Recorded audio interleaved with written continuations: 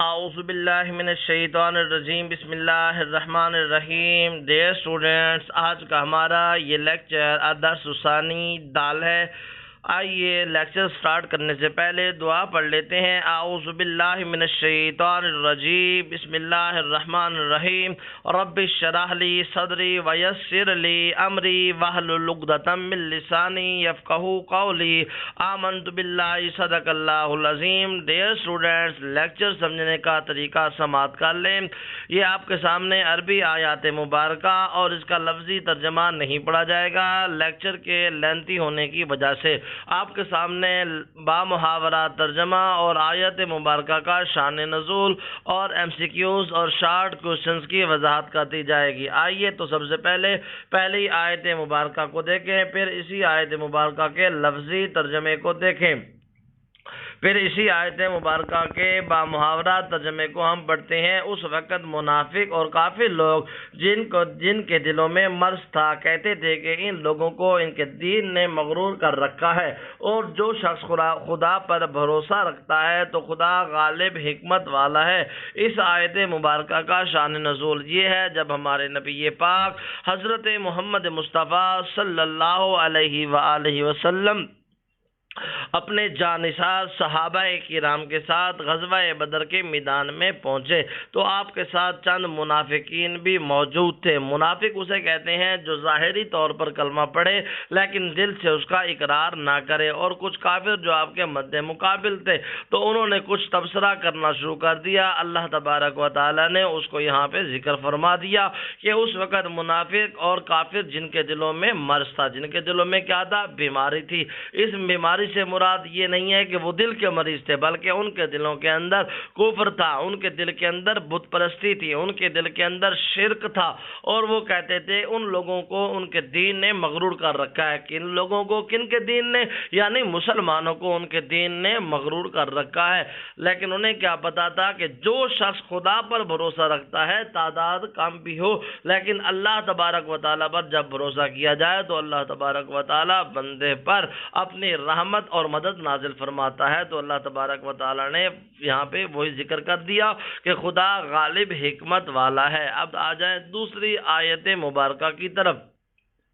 پہلے اس آیت مبارکہ کا لفظی ترجمہ دیکھیں، پھر اسی آیت مبارکہ کا بامحاورہ ترجمہ. آئیے. اور کاش تم اس وقت کی کیفیت کو دیکھو، کاش تم آپ صلی اللہ علیہ وسلم اس وقت کی کیفیت کو دیکھو جب فرشتے کافروں کی جانیں نکالتے اور ان کے منہوں اور پیٹھوں پر کوڑے اور ہتھوڑے وغیرہ مارتے ہیں اور کہتے ہیں کہ اب عذاب آتش کا مزہ چکھو.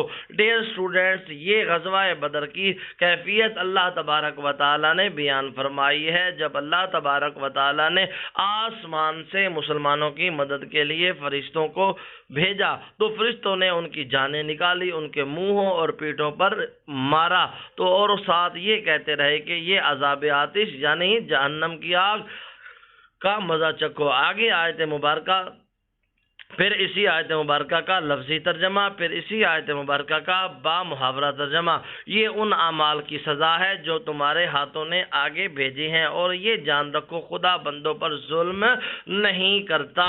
جب اللہ تبارک و تعالی نے کفار کو مسلمانوں کے ہاتھ بدترین شکست دی اور فرشتوں کے ذریعے کفار کو قتل کروایا تو اللہ تبارک و تعالی نے فرمایا یہ ان اعمال کی سزا ہے. یعنی جو منہ پہ ہتھوڑے مارے جا رہے تھے، کوڑے پیٹ پر مارے جا رہے تھے، جانوں کو نکالا جا رہا تھا تو اللہ تبارک و تعالی نے فرمایا یہ ان اعمال کی سزا ہے جو تمہارے ہاتھوں نے آگے بھیجے ہیں، جو تم نے گناہ کیے ہیں. اور جان رکھو خدا بندوں پر ظلم نہیں کرتا.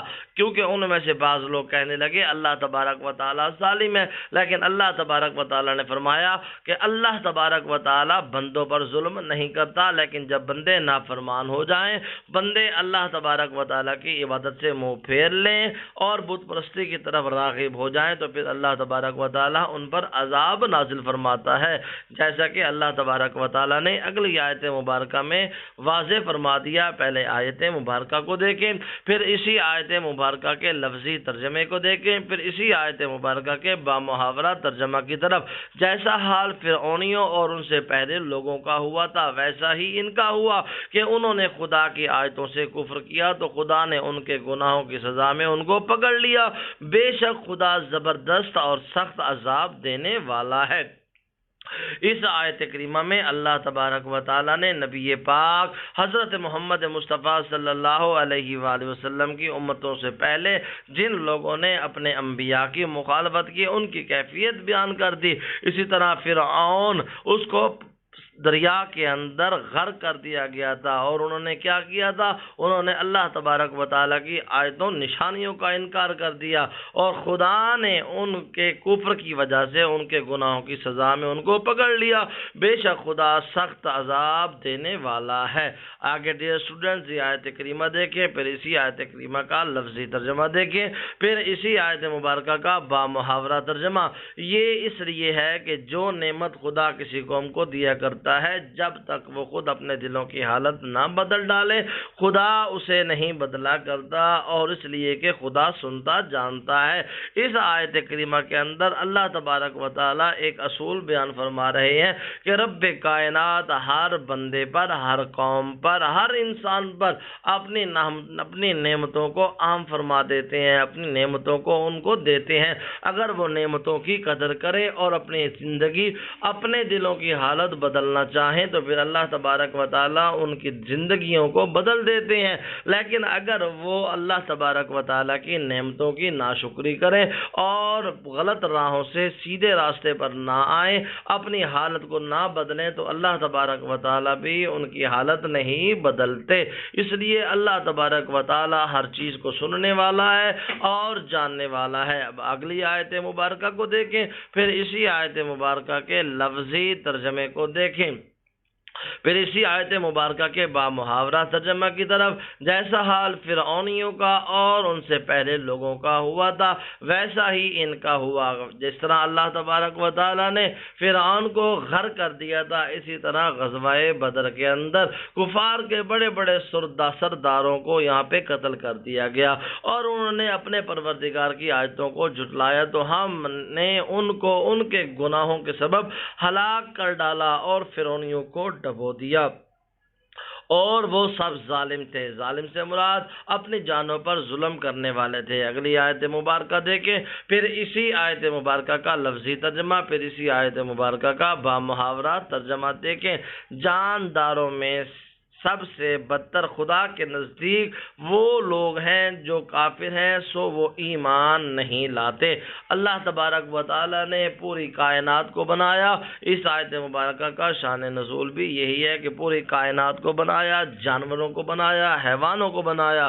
پھر اللہ تبارک و تعالیٰ نے فرمایا کہ جن کے اندر جان ہے، یعنی جاندار ہیں، ان میں سب سے زیادہ بدتر برے خدا کے نزدیک وہ ہیں جو کافر ہیں، جو انکار کرتے ہیں، اللہ تبارک و تعالیٰ کی توحید کا اقرار نہیں کرتے اور اس پر ایمان نہیں لاتے۔ اسی طرح ڈیئر اسٹوڈنٹس اب یہ اگلی آیت مبارکہ دیکھیں، پھر اسی آیت مبارکہ کا لفظی ترجمہ دیکھیں، پھر اسی آیت مبارکہ کا بامحاورہ ترجمہ دیکھیں۔ جن لوگوں سے تم نے صلح کا عہد کیا پھر وہ ہر بار اپنا عہد کو توڑ ڈالتے ہیں اور خدا سے نہیں ڈرتے۔ ڈیئر اسٹوڈنٹس اس آیت کریمہ کے اندر اللہ تبارک و تعالیٰ نے اپنے پیارے نبی اور صحابہ کرام رضوان اللہ تعالیٰ علیہم اجمعین کو چند ہدایات دی ہیں کہ وہ لوگ جو تمہارے ساتھ صلح کا عہد کرتے ہیں، وعدے کرتے ہیں، اگر وہ وعدہ پورا نبھائیں تو تم بھی ان کے ساتھ وعدہ پورا نبھاؤ۔ اگر تمہیں خوف ہو کہ وہ ہر بار وعدہ توڑ دیتے ہیں، اس بار بھی وعدہ توڑ دیں تو تم ان کے ساتھ وعدہ پورا نہ کرو۔ اب یہاں پہ وہ ذکر کیا ہے جن لوگوں سے تم نے صلح کا عہد کیا ہے پھر وہ ہر بار اپنا عہد کو، اپنے وعدے کو توڑ ڈالتے ہیں اور خدا سے نہیں ڈرتے، تو ان کے بارے میں اللہ تعالیٰ نے کیا فرمایا؟ پہلے آیت کریمہ دیکھیں، پھر اس کا لفظی ترجمہ دیکھیں۔ اگر تم ان کو لڑائی میں پاؤ، جنگ میں پاؤ، انہیں ایسی سزا دو کہ جو لوگ ان کے پسے پشت ہیں، پیچھے گھروں کے اندر موجود ہیں، وہ ان کا دیکھ کر بھاگ جائیں، عجب نہیں کہ ان کو اس سے عبرت ہو، یعنی ان کو اتنا مارو، عبرت کا نشان بنا ڈالو۔ اگلی آیت مبارکہ دیکھیں، پھر اسی آیت مبارکہ کا لفظی ترجمہ دیکھیں، پھر اسی آیت مبارکہ کا بامحاورہ ترجمہ۔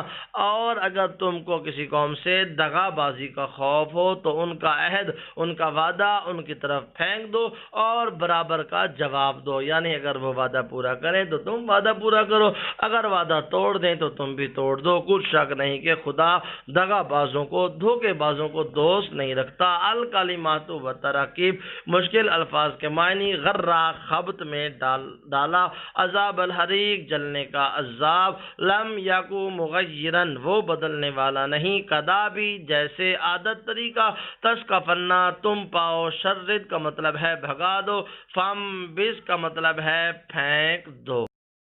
التمرین، السوال الاول، سورۃ الانفال کی ان آیات میں مسلمانوں کی جہاد کے لیے تیاریاں دیکھ کر منافقین نے کیا تبصرہ کیا؟ جواب: مسلمان جنگ کا مقابلہ کرنے میں بہت کمزور تھے، کیونکہ ان کی تعداد بھی کم تھی اور اسلحہ اور دیگر جنگی ساز و سامان بھی بہت قلیل تھا۔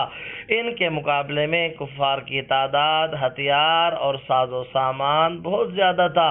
منافقین مسلمانوں کی جنگی تیاری کی یہ حالت دیکھ کر کہنے لگے، مسلمانوں کو ان کے دین نے مغرور کر رکھا ہے، یہ مٹھی بھر نہتے اور بے ساز و سامان لوگ کفار کا کیا مقابلہ کریں گے، ان کا دماغ ٹھکانے نہیں ہے۔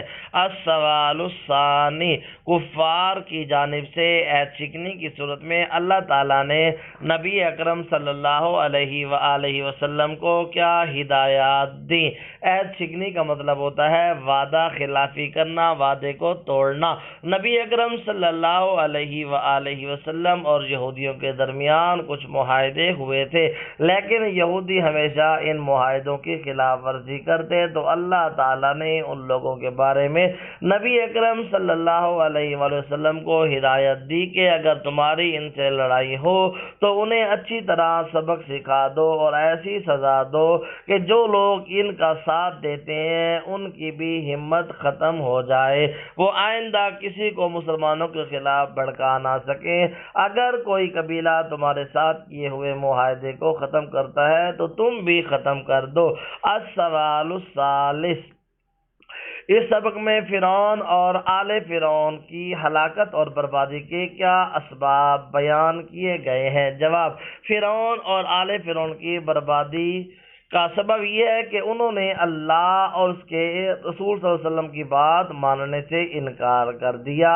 حضرت موسیٰ علیہ السلام نے اللہ تعالیٰ کی جو آیتیں ان کے سامنے پیش کی ان کو جھٹلایا اور اللہ تعالیٰ کے انعامات کے باوجود گناہوں پر ڈٹے رہے۔ پہلے اللہ تعالیٰ نے انہیں چھوٹی چھوٹی سزائیں دی، پھر انہیں ناشکری، نافرمانی اور کفر کے سبب پانی میں غرق کرنے کا سخت عذاب دیا۔ اس کے بعد ڈیئر اسٹوڈنٹس آگے ہے السوال الرابع، مدرجہ ذیل آیات کا مفہوم لکھیں۔ الف، ولو تری اذ یتوفی الذین کفروا الملائکۃ یضربون وجوہہم وادبارہم وذوقوا عذاب الحریق ذلک بما قدمت ایدیکم وان اللہ لیس بظلام للعبید۔ ترجمہ: اور کاش تم اس وقت کی کیفیت دیکھو جب فرشتے کافروں کی جانیں نکالتے، ان کے منہوں اور پیٹھوں پر کوڑے اور ہتھوڑے وغیرہ مارتے ہیں اور کہتے ہیں کہ اب عذاب آتش کا مزہ چکھو،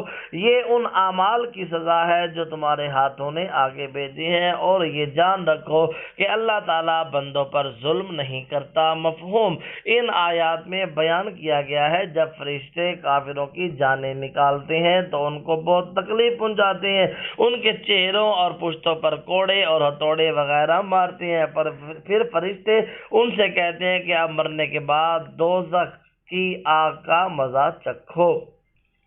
قرآن میں اللہ تعالیٰ فرماتا ہے کہ وہ اپنے بندوں پر بلا وجہ ظلم نہیں کرتا، کیونکہ وہ تو غفور الرحیم ہے۔